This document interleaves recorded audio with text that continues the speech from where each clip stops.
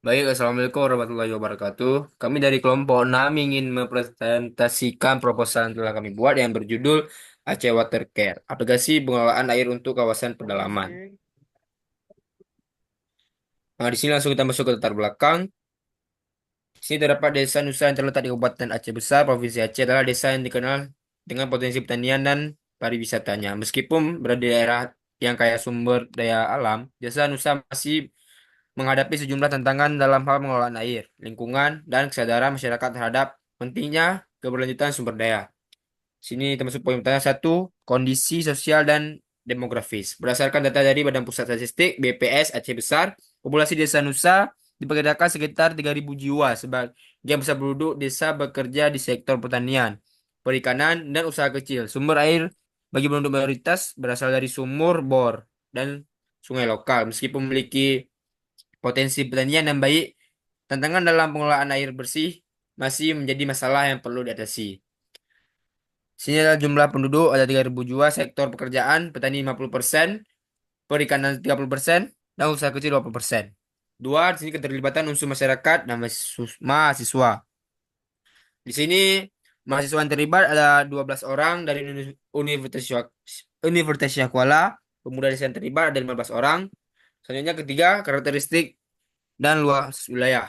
Di sini terdapat luas wilayah 20 km, ekosistemnya pertanian dan pesisir, kerawanan bencana yang terjadi adalah banjir dan abrasi pantai. Yang keempat, tantangan yang dihadapi, yang pertama adalah ketersediaan air bersih, dua, pengelola lingkungan, tiga, edukasi dan kesadaran masyarakat. Yang kelima di sini adalah media alokasi elektronik. Nah, di sini Aceh Watercare adalah aplikasi inovatif yang dirancang untuk membantu masyarakat pedalaman Aceh mengatasi kelangkaan air bersih, terutama selama musim kemarau, dengan memanfaatkan teknologi Internet of Things (IoT). Sistem informasi geografis, GIS, dan prediksi cuaca. Aplikasi ini memungkinkan pemantauan ketersediaan air secara real time melalui sensor sederhana.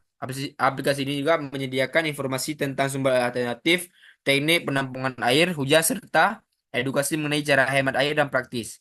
Irigasi efisien. Selain itu, Aceh Watercare juga memfasilitasi kolaborasi antar desa dalam berbagai kelebihan air melalui platform berbasis barter, mendorong kerjasama dalam mengatasi masalah kelangkaan air. Nah, di sini terdapat identifikasi permasalahannya. Masyarakat Desa Nusa menghadapi kelangkaan air bersih sekitar 35%. Penduduk mengandalkan sumber air yang tidak memadai, seperti sumber tradisional dan penampungan air hujan. Data dari Badan Pusat Statistik Aceh Besar menunjukkan bahwa infrastruktur air desa ini minim dan kurangnya pemantauan menyebabkan kesulitan dan mengakses informasi mengenai ketersediaan dan kualitas air. Selanjutnya kita masuk ke inovasi solusi. Inovasi solusi ini adalah yang diusulkan pengembangan aplikasi Aceh Watercare yang memanfaatkan teknologi IoT dan sistem informasi geografis. Aplikasi ini akan memungkinkan pemantauan ketersediaan ini secara real time dan memberikan informasi tentang sumber air alternatif serta panduan pengelolanya. Selanjutnya kita masuk ke indikator keberhasilan. Di sini terdapat 4 poin. Pertama ada peningkatan akses air bersih, partisipasi masyarakat, peningkatan kesadaran, dan pengurangan kasus kekeringan. Di sini terdapat gambaran umum sosial project. Bentuk inovasi solusi. Aceh Watercare adalah aplikasi untuk mengatasi kelangkaan air bersih di Desa Nusa. Aplikasi ini memanfaatkan teknologi IoT dan GIS memantau ketersediaan air secara real time dan memberikan informasi tentang sumber alternatif. Di sini terdapat 3 cara membuat alat inovasi. Pertama, pengembangan perangkat lunak. Kedua, instalasi sensor. Ketiga, pengujian. Dan sini juga terdapat biaya yang diusulkan untuk sosial project. Sini ada 4. Pertama, pengembangan aplikasi senilai 40 juta. Kedua, pembelian sensor 30 juta. Pelatihan masyarakat 20 juta. Dan promosi proyek ada 10 juta. Selanjutnya kita masuk ke usulan solusi. Berikut ini penjelasan tentang solusi untuk proyek Aceh Water Care yang mencakup sasaran penerima manfaat, jumlah penerima manfaat, dan lokasi proyek dengan gontaking yang tepat. Di sini terdapat usulan solusi Aceh Water Care. Ada siapa masyarakat yang akan mendapatkan manfaat, Dua, jumlah masyarakat yang dirancangkan menerima manfaat. Tiga, lokasi sosial proyek. Dan tagging lokasi sosial proyek. Selanjutnya kita masuk ke langkah-langkah implementasi. Di sini ada timeline pelaksanaan minggu pertama sampai kedua, survei kebutuhan dan sosialisasi kepada masyarakat. Keterlibatannya tim proyek, masyarakat desa, perangkat desa. Minggu ketiga sampai keempat, pengembangan dan pengujian aplikasi. Keterlibatannya ada tim pengembang aplikasi. Minggu kelima, instalasi sensor, air dan lokasi yang ditentukan. Di sini keterlibatannya tim teknis dan masyarakat. Yang keenam, pelatihan penggunaan aplikasi pada masyarakat. Keterlibatannya tim proyek dan trainer. Minggu ketujuh, di sini ada implementasi aplikasi. Keterlibatannya adalah masyarakat dan tim. Kemudian ada pengumpulan data awal. Keterlibatannya ada monitoring. Yang minggu ke-8, evaluasi penggunaan aplikasi dan sensor. Keterlibatannya tim proyek dan masyarakat. Minggu ke-9 dan ke-10, analisis data dan laporan hasil. Yang terlibat adalah tim proyek. Selanjutnya akan diajukan oleh teman saya. Selanjutnya ada tahap implementasi, di mana tahap ini sebelumnya telah dijelaskan oleh teman saya dari Rizky. Di sini saya agak sedikit mengulangnya. Di mana yang pertama kami melakukan survei kebutuhan dan sosialisasi pada minggu pertama dan minggu kedua. Nah, tim proyek akan melakukan survei untuk mengidentifikasi kebutuhan air masyarakat. Sosialisasi tentang proyek akan dilakukan untuk memastikan partisipasi aktif dari masyarakat. Kemudian di minggu ketiga dan sampai 4, kami melakukan pengembangan dan pengujian aplikasi, di mana pengembangan aplikasi dilakukan oleh tim teknis diikuti dengan pengujian fungsionalitas dan kemudahan pengguna. Kemudian di minggu kelima, melakukan instalasi sensor. Sensor air akan dipasang di lokasi strategis yang telah ditentukan untuk memantau ketersediaan dan kualitas air. Kemudian di minggu keenam, kami melakukan pelatihan masyarakat.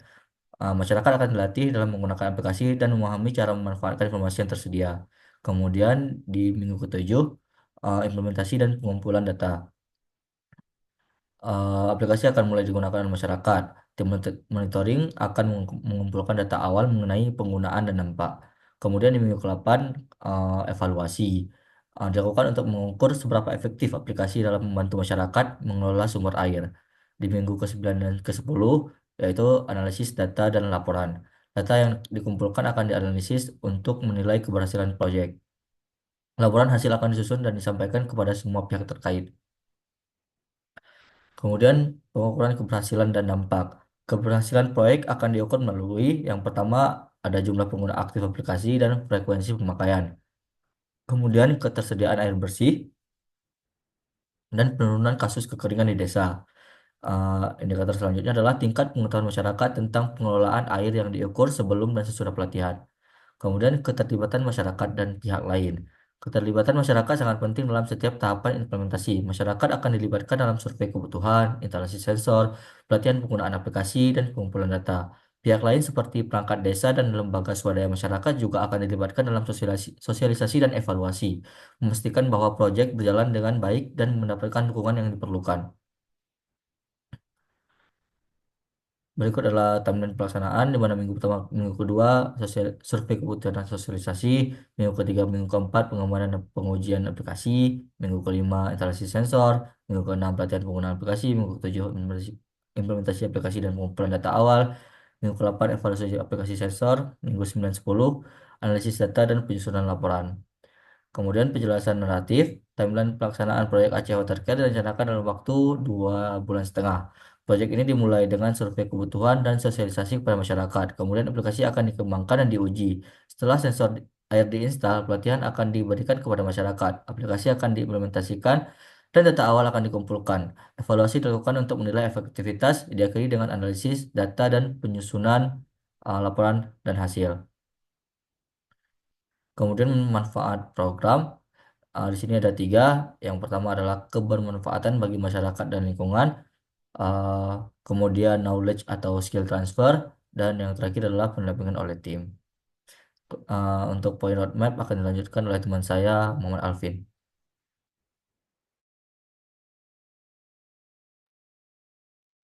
Ada roadmap di mana produksi proyek dalam roadmap.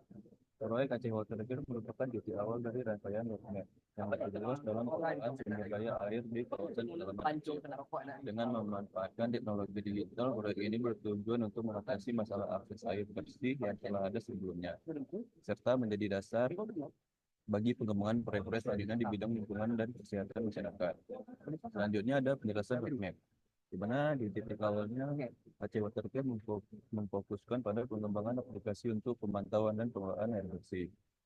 Selanjutnya ada pengembangan berkelanjutan, di mana setelah mengimplementasi proyek ini akan dievaluasi dan dikembangkan lebih lanjut untuk mencapai unsur terbaru, seperti prediksi cuaca yang lebih akurat dan pendekatan kolaborasi yang terpisah.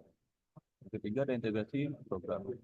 Pengalaman dari proyek ini akan digunakan untuk merancang program-program baru yang berfokus untuk kesehatan masyarakat dan peningkatan kualitas hidup. Dan terakhir yaitu ada ekspansi dan replikasi. Roadmap ini mencakup rencana untuk memperluas replikasi ke desa-desa lain di Aceh yang menghadapi masalah serupa, sehingga menciptakan dampak yang lebih luas. Selanjutnya ada aspek keberlanjutan. Proyek Aceh Water Care dirancang untuk memastikan manfaat yang berkelanjutan bagi masyarakat. Berikut adalah beberapa aspek berkelanjutan, di mana ada 5 aspek, yaitu yang pertama inovasi berkelanjutan. Aplikasi dapat terus diperbarui untuk meningkatkan fitur dan fungsionalitas berdasarkan berbagai kepentingan. Kedua, ada pemberdayaan masyarakat. Pelatihan tentang pengelolaan air dan teknologi digital akan meningkatkan kemampuan masyarakat untuk mandiri dan menghadapi masalah air bersih. Yang ketiga, ada kolaborasi antar desa, yaitu membangun jaringan antar desa untuk berbagi sumber daya dan strategi, ciptakan sinergi berkelanjutan. Yang keempat, yaitu ada model bisnis. Itu program ini dapat dikembangkan menjadi model bisnis yang melibatkan komunitas dan pengelolaan air bersih secara ekonomi. Selanjutnya yang kelima dan terakhir yaitu ada monitoring dan evaluasi. Tim proyek akan melakukan evaluasi berkala dan menilai dampak dan relevansi program. Selanjutnya ada metode pengukuran dampak. Proyek Aceh Water Care akan menggunakan beberapa metode untuk mengukur dampak, yaitu ada 3. Social return on investment, yaitu tujuannya untuk menghitung nilai dibandingkan bidang proyek. Indikatornya yaitu akses air bersih, kesehatan masyarakat, dan kualitas hidup. Selanjutnya sini ada indeks kepuasan masyarakat, di mana tujuannya untuk mengukur kepuasan masyarakat terhadap edukasi dan layanan. Indikatornya meningkatkan kepuasan terhadap kesulitan air dan aktivitas pelatihan. Selanjutnya ada kuesioner dan wawancara. Tujuannya di sini mengumpulkan data kualitatif dan kuantitatif. Indikatornya perubahan perilaku dalam penggunaan air dan pengetahuan tentang sumber daya air. Rencana jumlah penerimaan manfaat yaitu 200 orang, yaitu termasuk laki-laki dan 100 perempuan. Dampak setelah implementasinya yaitu akses air bersih 80%, meningkatkan akses kesehatan, penanganan penyakit air bersih 50%, kepuasan masyarakat 90%, merasa puas dengan aplikasi. Selanjutnya, sini ada tabel pengeluaran info anggarannya. Di mana pertama itu pembelian perangkat sensor air dengan jumlah 5, di mana harga satuannya yaitu 2 juta dan jumlahnya 35 berarti 10 juta. Yang kedua ada pengadaan laptop untuk pelatihan, jumlahnya 2, biaya satuan 4 juta dan jumlah semuanya 8 juta. Yang ketiga ada pengadaan aplikasi lisensi dan hosting, butuhkan 1 dan satuannya 3 juta, totalnya 3 juta. Yaitu total komponen biaya aplikasi. Totalnya merupakan 21 juta. Biaya operasionalnya transportasi untuk tim 10 unit 200.000. Jadi totalnya 2 juta.